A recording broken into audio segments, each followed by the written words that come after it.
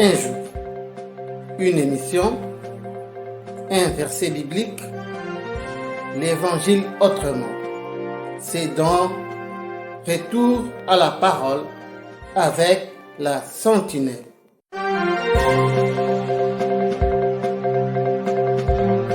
Télé-sentinelle. Si Mahomet ne vient pas à la montagne, c'est la montagne qui viendra à Mahomet. Cet adage s'accomplit aujourd'hui dans la vie de Joseph Fadel. Shalom, bien-aimés dans le Seigneur. Vous avez déjà suivi des témoignages chocs, mais celui-ci a 6600 volts. Musulman de son état, Joseph Fadel donne sa vie au Seigneur Jésus. Suivons ce premier épisode de son témoignage. Ça tourne.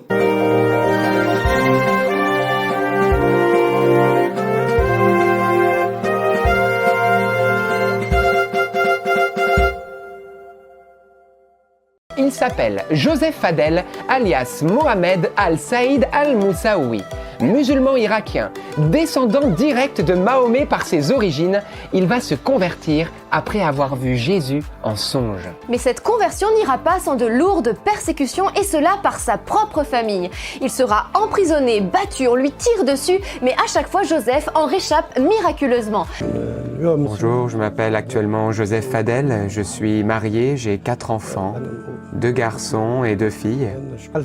Alors avant j'étais musulman, je descends du 7e imam Moussa Al-Kazem. En d'autres termes, je suis un descendant direct de Mahomet, le prophète de l'islam. Mon père est un cheikh à la tête d'un grand clan, un Saïd Moussaoui de la lignée de Mahomet. Mon père était riche, avec de grands moyens, bien sûr. Tout allait bien pour moi dans l'islam.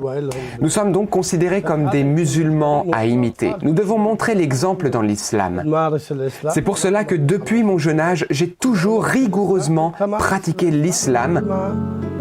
Alors tout a commencé en 1987 à l'armée.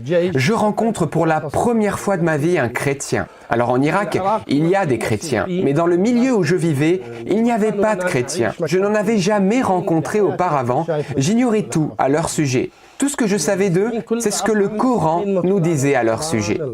Alors dans le Coran, j'avais lu que les chrétiens étaient dénommés impies ou impurs. Voilà l'idée que j'avais des chrétiens. Donc, à l'armée, je rencontre ce jeune chrétien et là, je me rends compte que c'était quelqu'un de bien. Alors, je ne voulais pas le voir finir en enfer. J'ai décidé de le convertir à l'islam. Alors, tout d'abord, je commence par lui demander de me donner un évangile. Je savais que d'après le Coran, les chrétiens auraient falsifié leur évangile, d'où mon idée de lui prouver cela. Il me répond qu'il est d'accord de me donner un évangile, mais avant, il me lance un défi. Il m'invite à lire et à comprendre le Coran, et cela en toute sincérité avec moi-même. Et ensuite, il me ramènera un évangile. Alors sincèrement, cette demande était un peu bizarre pour moi. Lui, un chrétien qui me demande à moi, Saïd Moussaoui, de lire le Coran, alors que moi je le lisais régulièrement tout au long de l'année. Regardez, rien que pendant le mois du Ramadan, nous lisons le Coran en entier. Et toute l'année, on le lit chaque jour, le Coran, sans compter les prières. Alors oui, lire le Coran, le connaître par cœur, c'est une chose, mais le comprendre, je ne cherchais pas vraiment à le comprendre, comme d'ailleurs beaucoup de musulmans sur la terre. Alors je me suis dit, mais pourquoi je n'essaierais pas de comprendre le Coran? Alors, lors de ma permission, je vais me rendre auprès d'un imam très réputé et reconnu au sein de notre branche de l'islam, notre référent en quelque sorte, pour lui demander de m'aider à comprendre le Coran.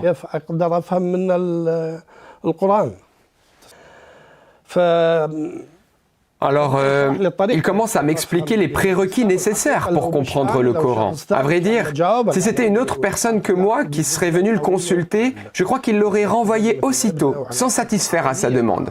Mais moi, il me connaissait bien, il me considérait comme son fils. Il commence donc à m'expliquer les prérequis indispensables à la compréhension du Coran. Je dois bien connaître la langue arabe, bien maîtriser la grammaire arabe. Il faut également connaître les abrogeants et les abrogés parmi les sourates du Coran. Il faut apprendre la tradition, etc. Bref, il m'a fait comprendre que si je voulais comprendre pleinement le Coran, il fallait que je lise 500 livres différents pour m'aider à l'interprétation des sourates. J'ai bien senti qu'il tentait de me décourager et de me faire renoncer à cette idée de comprendre le Coran. Il me met face finalement à quelque chose d'impossible à faire. Finalement, je me décide de lire quand même une nouvelle fois le Coran, et cette fois-ci dans le but de le comprendre. Je me suis dit que si j'avais un problème avec l'une ou l'autre des sourates, eh bien j'irai consulter cet imam. En définitive, pendant 5 mois, je vais lire le Coran et aller consulter régulièrement cet imam. Le problème, c'est que lorsque j'allais chez lui avec un problème sur une sourate, je ressortais de chez lui avec 1000 autres problèmes sur cette même sourate. Alors ma conclusion après tout cela, eh bien c'était que le Coran ne pouvait pas être la parole de Dieu. Au sujet également de la vie de Mahomet, j'ai commencé à me renseigner en lisant les livres qui font autorité dans l'islam, ces livres biographiques, et je me suis rendu compte qu'il avait tué, volé, commis l'adultère, bref, que ce n'était pas un exemple à suivre. Je vais découvrir à la suite de mes recherches et de mes lectures qu'il a épousé 63 femmes. La première était son aînée de 20 ans et la dernière, elle n'avait que 6 ans. Ce qui est absolument contre nature, inadmissible. Alors à ce stade, je décide d'abandonner l'islam. Quelque temps plus tard, je revois Massoud, ce jeune chrétien à l'armée, et il se souvient qu'il devait m'apporter un évangile. Il me demande si je suis toujours intéressé. Finalement, je dis quand même à Massoud, donne-moi l'évangile et je verrai bien. En effet, tout a commencé la veille du jour où Massoud devait me donner la Bible. Je vais faire un songe. Je me retrouve sur la rive d'un ruisseau, large d'environ 1 mètre, et sur l'autre rive, il y avait un homme. Et j'étais attiré par sa présence. J'ai une grande envie de le rejoindre sur l'autre rive. Je me mets alors à enjamber le ruisseau, et voilà que je me retrouve suspendu dans les airs. Impossible de gagner l'autre rive, ni même de revenir sur mes pas. J'étais déstabilisé, effrayé. Mais voilà que l'homme, plein de compassion pour moi, me tend la main et me dit « Si tu veux venir à moi, il te faut d'abord manger le pain de vie. » Le pain de vie. Au réveil, ce matin-là, j'étais bouleversé. Les paroles de cet homme s'étaient gravées en moi. D'ailleurs, je n'avais jamais entendu parler du pain de vie. C'était tout nouveau pour moi. C'était la première fois de ma vie que j'entendais parler de cela, le pain de vie. Alors la journée continue et Massoud arrive avec l'évangile qu'il me donne dès son arrivée. Je me mets à l'écart pour le lire et je décide de l'ouvrir comme ça, par hasard. Et voilà que je tombe sur le chapitre 6 de l'évangile selon Saint Jean. Et la toute première parole que je vais lire dans cet évangile, c'est lorsque Jésus dit « Je suis le pain de vie ». La même parole que j'avais entendue en songe. C'était fou pour moi. Cette même parole, je suis le pain de vie, à la fois dans l'évangile dit par Jésus et à la fois dans mon songe. Je comprends que cet homme, c'est Jésus. Et je comprends que Dieu m'invite maintenant, personnellement, à lire l'évangile. Et en effet, je vais rencontrer le Christ à travers la lecture de l'évangile. Et je suis totalement saisi par le Christ. Je décide alors de mettre ma foi en lui, de croire en lui. Et par la suite, malheureusement, mes problèmes vont commencer. Il te suffit de chercher Jésus de tout ton cœur comme Fadel et tu le trouveras. Jésus est disponible pour tous ceux qui le cherchent. Écoutons ce qu'il dit dans sa parole. Retour à la parole.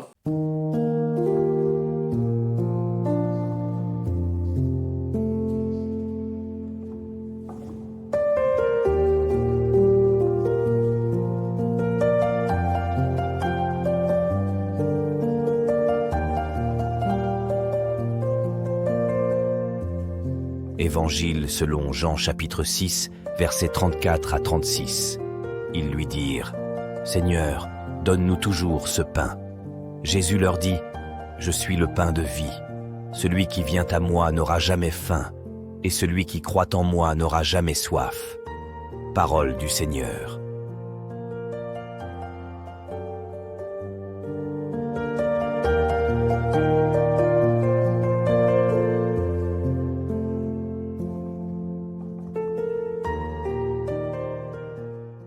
Si dans ta vie, tu sens un vide, tu n'as pas besoin d'alcool, tu n'as pas besoin de drogue, tu n'as pas besoin de t'enivrer.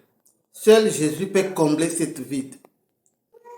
Fais comme Joseph Fadel, appelle seulement Jésus. Tu n'as pas besoin de longues prières. Dis tout simplement, Seigneur Jésus, viens dans ma vie et comble ce vide en moi.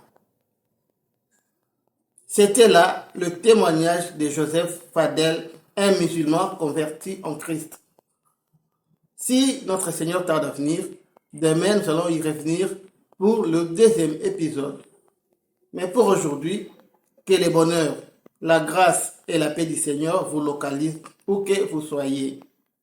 Que Dieu vous bénisse et la sentinelle vous dit bye.